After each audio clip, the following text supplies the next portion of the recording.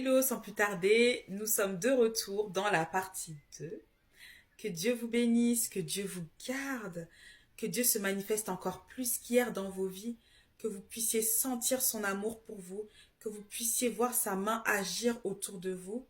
Et je prie aussi pour ceux qui sont combattus, que l'Éternel, votre défenseur, agisse puissamment. Alléluia. Qu'il agisse puissamment en votre faveur. Je prie vraiment que lorsque vous ouvrez votre Bible, ou lorsque vous ouvrirez votre Bible, le Seigneur puisse vous parler clairement. Qu'il puisse vous dire ce qu'il est en train de faire durant cette période de trouble. Parce que notre Dieu agit, il agit tout le temps en votre faveur, tout le temps. Il n'a pas hésité à donner sa vie sur la croix. Il est mort, son sang a coulé pour nous, afin que nous puissions être sauvés, réconciliés avec le Père, que nous puissions bénéficier de la vie éternelle. Et 3 jours après, gloire à l'Éternel. Dieu le Père l'a ressuscité des morts par la puissance du Saint-Esprit. Tout cela pour vous dire quoi? Vous n'êtes pas seul, votre défenseur agit. Même si vous ne voyez pas sa main agir, il le fait. Maintenant, il faut apprendre à savoir à discerner la voix du Seigneur. De quelle manière Dieu parle? Il peut parler à travers des vidéos comme celle-ci, il peut parler à travers la parole de Dieu, il peut vous parler à travers la nature, il peut vous parler à travers des gestes prophétiques, il peut vous parler dans une vision. Une vision, qu'est-ce que c'est? C'est comme, vous pouvez imaginer un peu comme une imagination. Vous savez, comme une pensée comme ça que vous voyez l'image et tout. Ça, c'est une vision. Vous avez aussi ce qu'on appelle les visions nocturnes. Par exemple, entre le moment où vous commencez à vous endormir et le moment où vous entrez en profond sommeil, vous recevez des images. En tout cas, moi j'appelle ça comme ça, des visions nocturnes, très important, très important. Parce que ces visions-là ne manquent pas de s'accomplir. Alors je prie que vous puissiez avoir soit la force de vous réveiller tranquillement pour écrire rapidement et après de vous rendormir, soit lorsque vous vous réveillez, que le Seigneur puisse vous révéler les choses. Il peut parler aussi dans les songes. Là, c'est quand on dort, quand on rêve. Un songe, c'est quand on reçoit un message. Par contre, effectivement, dans tous ces exemples-là, nous devons demander à Dieu le discernement. Parce que, on le sait, le diable qui est l'ennemi des hommes, et à plus forte raison des chrétiens, des enfants de Dieu, des serviteurs de Dieu, des fils, des filles du Seigneur, aime copier, aime brouiller les pistes. Alors, demandons à Dieu le discernement. Et aussi, les songes ne s'interprètent pas comme ça s'interprète avec l'esprit de révélation. On l'invite pour que vous puissiez comprendre un peu les choses. Parce que le Seigneur aussi peut nous parler de manière symbolique. Lorsque vous lisez les livres prophétiques, on se rend compte que c'est symbolique. Excusez-moi. On se rend compte que c'est symbolique. Parfois, vous pouvez voir, par exemple, un exemple, une amie par exemple qui vous ressemble beaucoup. Vous voyez un peu, souvent on vous dit, oh, vous êtes comme des sœurs. Et vous, dans le songe, vous allez voir que c'est votre amie. En fait, ça vous concerne vous. Ou vous pouvez voir aussi, par exemple, une personne qui va mourir. Vous allez prier, vous allez déclarer la vie, etc.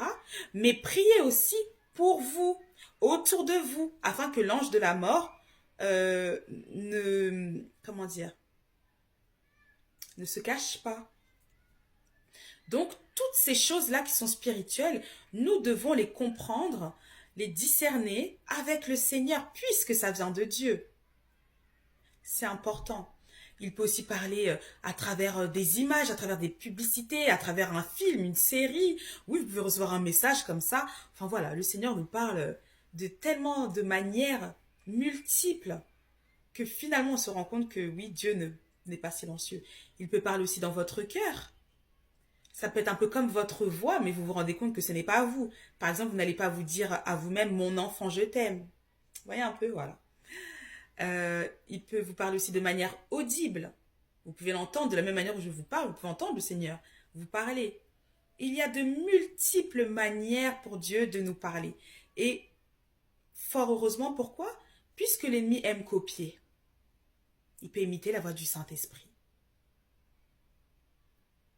Donc, nous devons être attentifs aux différentes manières de nous parler du Seigneur. Il peut même, par exemple, moi je sais, souvent quand je sors, il me parle beaucoup à travers la volée des oiseaux. Quand je regarde et tout, je dis, ok, c'est bon, ok, Saint-Esprit. Donc voilà, il nous parle de manière tellement multiple. Bien évidemment, à travers ses serviteurs, à travers ses prophètes, oui. Même au niveau du... Alors, nous, c'est ce qu'on appelle le canal avec ma soeur, je ne sais pas comment les gens appellent ça. C'est quand le Seigneur nous utilise pour parler directement. Voilà, oui. Différentes manières. Parce qu'il est bon, parce qu'il nous aime et qu'il ne veut pas nous laisser dans l'ignorance. Dieu veut que nous puissions le connaître. Il se manifeste dans nos vies, mais est-ce que nous lui prêtons attention? Est-ce que nous sommes vraiment des passionnés du Seigneur? Ou est-ce que nous aimons plus le mettre de côté? Le Seigneur Jésus dit dans sa parole que celui qui aura honte de lui devant les hommes, lui aussi aura honte de cette personne devant le Père.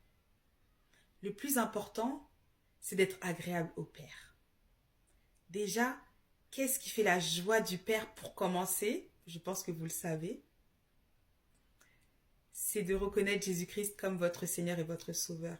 D'être persuadé, de savoir qu'il est le Messie, de savoir qu'il est le Fils de Dieu et qu'il est bel et bien assis sur le trône. Pour les personnes, vous savez, avec tous les mensonges, toutes ces religions-là qui existent, voilà, il y a des personnes qui sont même persuadées que dans notre Bible, parce qu'ils se sont basés sur un verset, comme d'habitude, il n'est fait mention nulle part que Jésus soit le Fils de Dieu. Il y a quelques jours, le Seigneur m'emmenait dans le livre des Actes des Apôtres, lorsque Étienne était en train de témoigner, de raconter aussi l'histoire du peuple d'Israël. Il a fait toute l'histoire d'Israël pour arriver jusqu'au Christ. Et le peuple juif était tellement en colère parce qu'il disait qu'il blasphémait. À un moment donné, qu'est-ce qu'il dit? On voit que Étienne regarde vers les cieux et il voit le ciel ouvert et il voit qui? Jésus, debout, à la droite du Père. Lorsqu'il a témoigné de cela, les Juifs sont entrés dans une grande colère. Ils l'ont sorti de la ville et ils l'ont lapidé. Et même dans sa souffrance, la Bible nous dit que Étienne demandait au Seigneur de les pardonner, de leur pardonner cet acte et de ne pas leur imputer ce péché. Waouh! Et après, la Bible dit qu'il s'endormit. Amen. Donc oui, Jésus est Seigneur. Dans toute la Bible, on parle de Jésus-Christ. Roi des rois, Seigneur des seigneurs, l'ange de l'Éternel. L'alpha et l'oméga. L'Éternel des armées, Yeshua. Le oui et l'amen. Il a tellement de noms, mais il est Dieu. Il est Jésus. D'ailleurs, il est temps de commencer à lire le livre d'Apocalypse. Comme vous le savez, on est vraiment dans les temps de la fin. On est vraiment dans les temps de la fin. Lisez le livre de l'Apocalypse. Lisez le livre d'Apocalypse, ou de l'Apocalypse, voilà. Qui a été écrit par l'apôtre Jean alors qu'il était exilé sur l'île de Patmos. Il a reçu tellement de visions, waouh! Et puis il y a aussi Daniel, Daniel aussi, prophète Daniel, qui a reçu aussi des visions des temps de la fin. Vraiment, lisez la Bible. Vous devez savoir ce qui va arriver. Et vous savez, quand on ne connaît pas l'histoire, quand on n'est pas enseigné, on a l'impression que le livre de l'Apocalypse, c'est la catastrophe pour nous. Non, c'est pour ceux qui périssent. Pour ceux qui ne veulent pas changer d'attitude. Pour ceux qui ne veulent pas se repentir. Lisez la Bible. Vous allez comprendre. Et le Saint-Esprit va vous apaiser. Et si vous sentez que je n'ai pas l'assurance de mon salut, mettez vos cahiers en ordre avec le Seigneur et reprenez la marche, tout simplement. Tant qu'on a la vie, l'espérance demeure. Et effectivement, oui, Jésus-Christ revient bientôt. Je me doute bien que dans vos églises, on n'en parle pas forcément. C'est dommage. C'est très important. Vous devez savoir que Jésus-Christ revient bientôt. Et nous devons nous repentir de nos mauvaises voies et nous devons accomplir la mission, parler de Jésus autour de nous, faire la mission pour le royaume des cieux. Voilà le message du Saint-Esprit pour aujourd'hui, pour chacun d'entre vous, chacun d'entre nous aussi, parce que je m'inclus. Que Dieu vous bénisse, que Dieu vous garde, que Dieu vous protège et qu'il vous distingue au nom de Jésus. À très bientôt. Bye.